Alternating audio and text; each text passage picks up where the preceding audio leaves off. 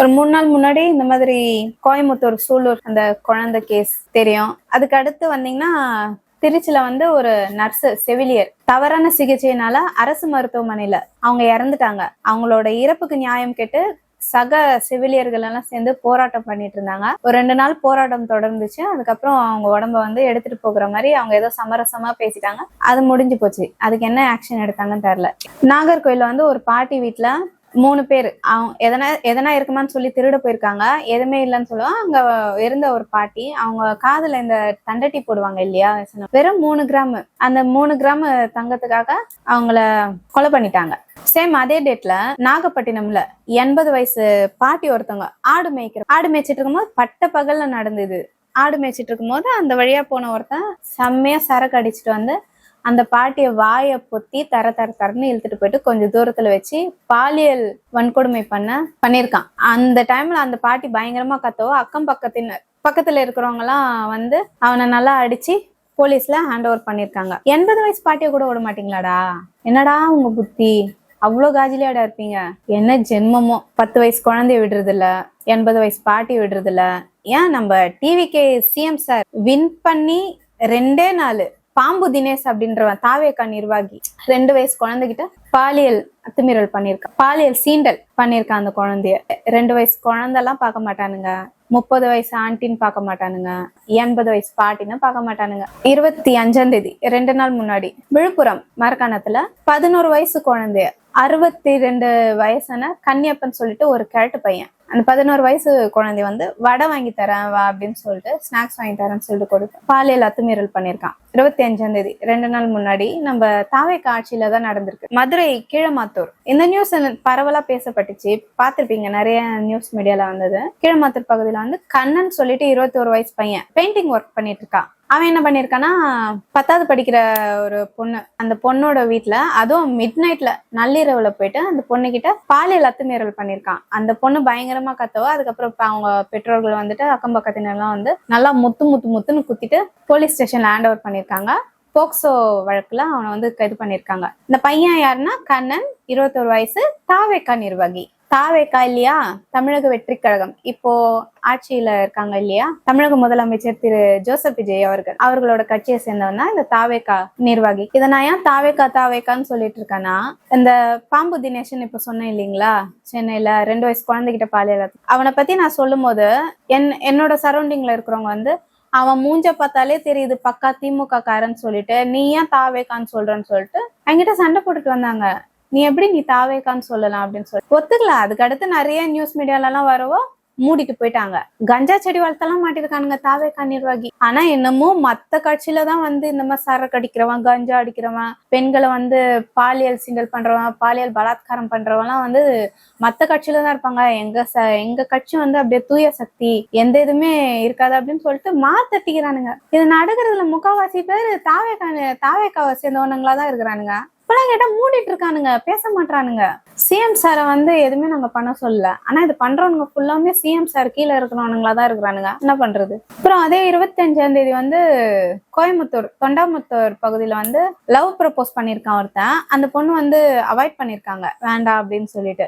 அதுல காண்டானவன் அவங்க வீட்டுல வந்து பெட்ரோல் குண்டை வீசிருந்தான். இந்த வீடியோ நான் என்னோட இன்ஸ்டா பேஜ்ல போடுறேன் பாருங்க. அவ்வளவு பட்ட பகல்ல நடந்திருக்கு. பெட்ரோல் குண்டு வீசுறது வந்து ஒரு 10 நாள் முன்னாடிதான் வந்து போலீஸ் ஸ்டேஷன்ல பெட்ரோல் குண்டு வீசினாங்க. இது எந்த அளவுக்கு இந்த நியூஸ் எல்லாரும் பாத்தீங்கன்னு தெரியல. இப்ப நடனா 2 நாள் முன்னாடி ஒரு வீட்டுல வந்து பெட்ரோல் குண்டை வீசிட்டு போறானுங்க. இதுவும் நம்ம தாவேக்கா ஆட்சியில தான் நடந்திருக்கு 2 நாள் முன்னாடி. இந்த அளவுக்கு தைரியம் எப்படி வந்தது இவங்களுக்கு புரியல எனக்கு. பெட்ரோல் குண்டு வீசுற அளவுக்கு இதே 2 நாள் முன்னாடிதான் மதுரை மீனாட்சி அம்மன் கோயில் கிட்ட ஒரு 17 வயதுடைய குபேந்திரன் அப்படின்ற பையனை வந்து 2 பேர் வெட்டி கொண்டு இருக்கானுங்க.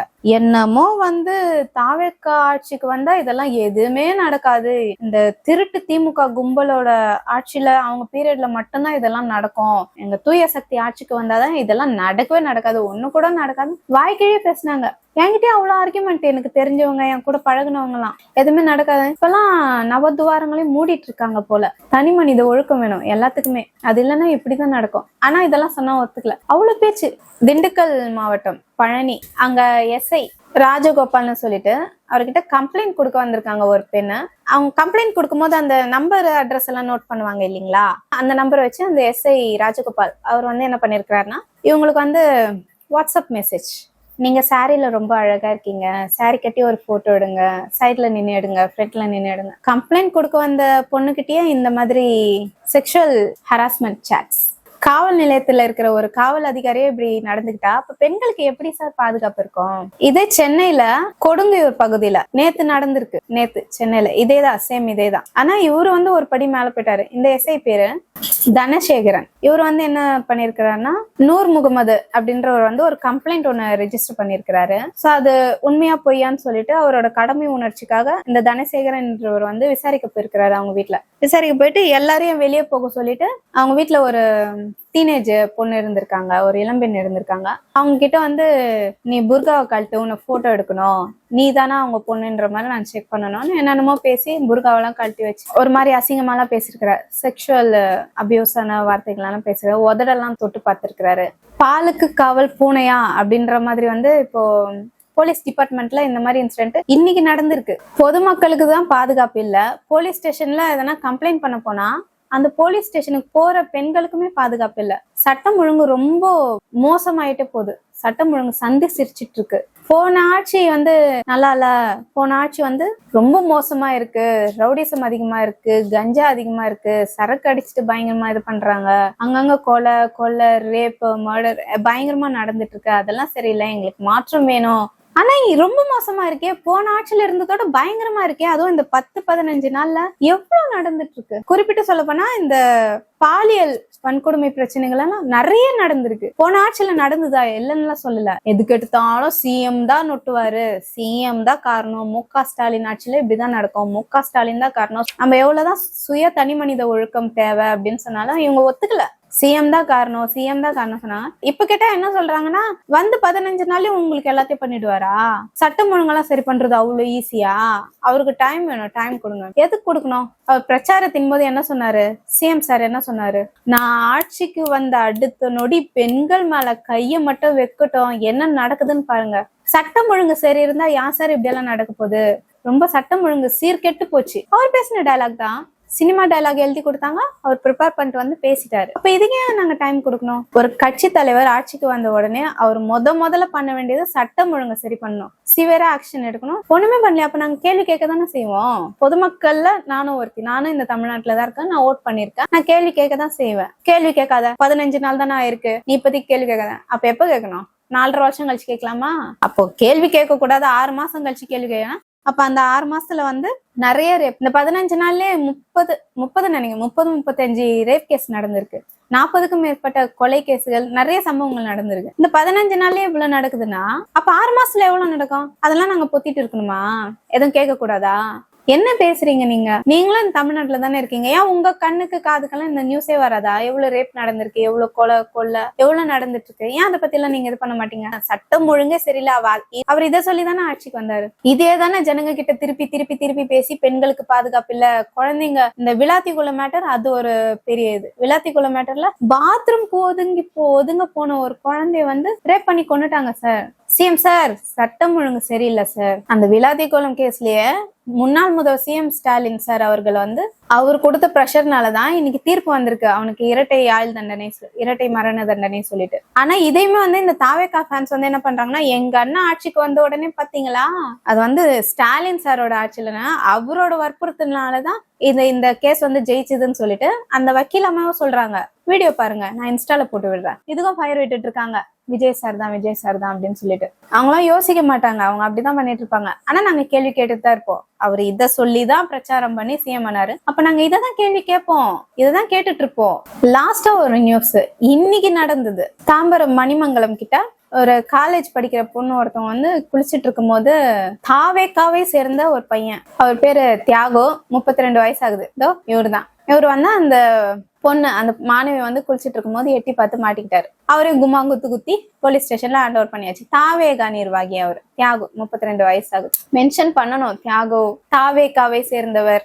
திரு கண்ணன் 21 வயது, தாவேகாவை சேர்ந்தவர். கஞ்சா செடி வண்ணாரப்பேட்டையில வளர்த்தவர், தாவேகா நிர்வாகி. பாம்பு தினேஷ் தாவேகா நிர்வாகி. இதெல்லாம் சொல்லணும். ஏன்னா எதுக்கெடுத்தாலும் வந்து திமுக தான் காரணம், திமுக தான் காரணம், திமுக தான் காரணம். இதெல்லாம் பண்றவங்க ஃபுல்லா திமுக காரணம். உங்க கட்சியை சேர்ந்தவன் தான் இப்படி எல்லாம் பண்ணிட்டு இருக்கான். திமுகவுக்கு வேற வேலை இல்லையா? இதேதான் பண்ணிட்டு இருப்பானா?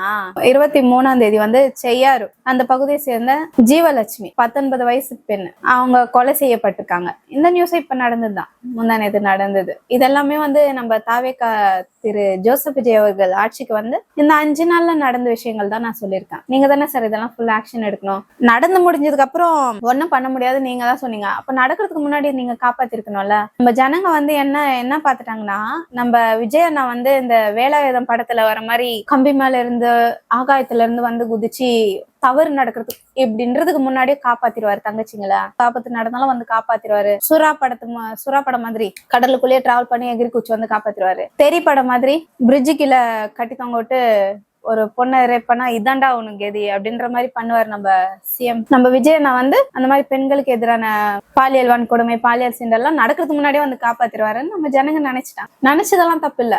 ஆனா அது ரியல் லைஃப், இது ரியல் லைஃப். அது விஜய் சாருக்கே தெரியும். இதெல்லாம் படத்துலதாம்மா நடக்கும், நேர்லாம் நான் வந்து ஒன்னும் பண்ண முடியாதுமான்றது வந்து அவருக்கே தெரியும். பட் நம்ம ஜனங்களை ஒன்னும் பண்ண முடியாது. அவங்களுக்கு கவர்ச்சி தேவை, கவர்ச்சியான ஒரு நடிகர் தேவை, மாற்றம் வேணும், எங்களுக்கு பிடிச்ச நடிகர் வரணும். யாரா வேணா இருந்துட்டு போ, பிடிச்ச நடிகர் வராரா?